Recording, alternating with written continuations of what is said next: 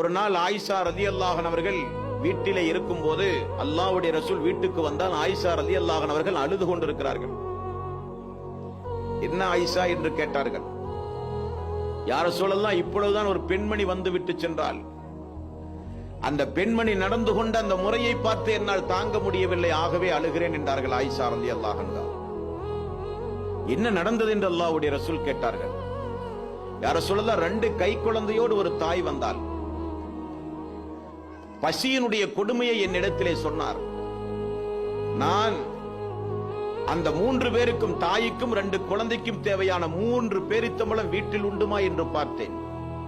வீட்டில் இருந்ததோ 2 பேரித்தம்பழம். யா ரசூலல்லாஹ், 3 பேரித்தம்பழம் இருந்தது. யா ரசூலல்லாஹ், நான் அந்த 3 பேரித்தம்பழத்தையும் கொண்டு வந்து அந்த 2 குழந்தைகளுக்கும் அந்த தாய்க்கும் கொடுத்தேன். குழந்தைகள் அவசர அவசரமாக அந்த பேரித்தங்கனிகளை குழந்தைகள் தின்றது.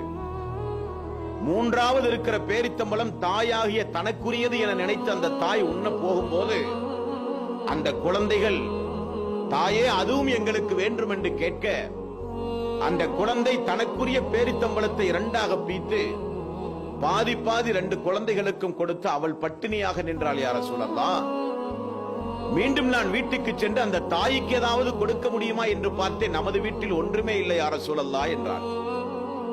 உடனே ரசூலுல்லாஹி ஸல்லல்லாஹு அலைஹி வஸல்லம் தன்னை வருத்திக் கொண்டு மிகப்பெரிய தியாகம் செய்து குழந்தைகளுக்காக வேண்டியே வாழ்கிற அந்த தாய் சொர்க்கத்திற்குரியவர்கள் என்றார்கள் ரசூலுல்லாஹி ஸல்லல்லாஹு அலைஹி வஸல்லம்.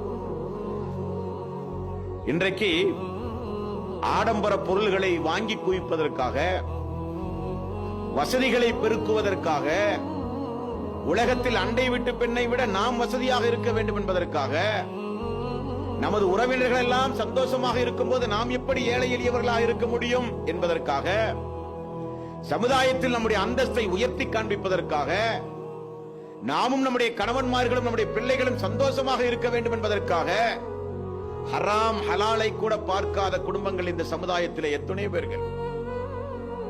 1000 காரணங்கள் அந்த அன்றைய கால பெண்களுக்கு இருந்தது. ஹராமான வாழ்க்கையை தேடிக்கொள்வதற்கு 1000 காரணங்கள் அன்றைக்கு பெண்களிடத்தில் இருந்தது. உண்பதற்கு அன்றைக்கு உணவில்லை, அங்கே உடுப்பதற்கு அங்கே உடை கிடையாது, நல்ல வீடுகள் கிடையாது, நல்ல சந்தோஷமான வாழ்க்கை கிடையாது. இருந்தாலும் அந்த குடும்பம் அல்லாஹ், மறுமை, சொர்க்கம், அல்லாஹ்வுடைய ரசூல் என்று 24 மணி நேரம் வாழ்ந்தார்கள் என்றால் அவர்கள் சொர்க்கவாசிகள்.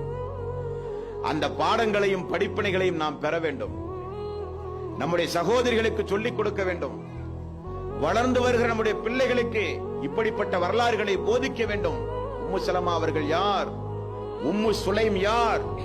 அல்லாஹ்வுடைய ரசூலுடைய மனைவிமார்களுடைய வாழ்க்கை வரலாறு, சஹாபாக்களுடைய பெண்களுடைய வாழ்க்கை வரலாறு, சஹாபாக்களுடைய மனைவிமார்களுடைய வாழ்க்கை வரலாறு, போர் காலங்களில் பெண்கள் எந்த அளவுக்கு போர்களிலே போய் பங்கெடுத்து போர் காயங்களோடு போர் காலங்களில் பாதிக்கப்பட்ட மக்களுக்கு மருத்துவ உதவி செய்கிறார்கள், குடிப்பதற்கு தண்ணீர் கொண்டு போய் கொடுக்கிறார்கள்.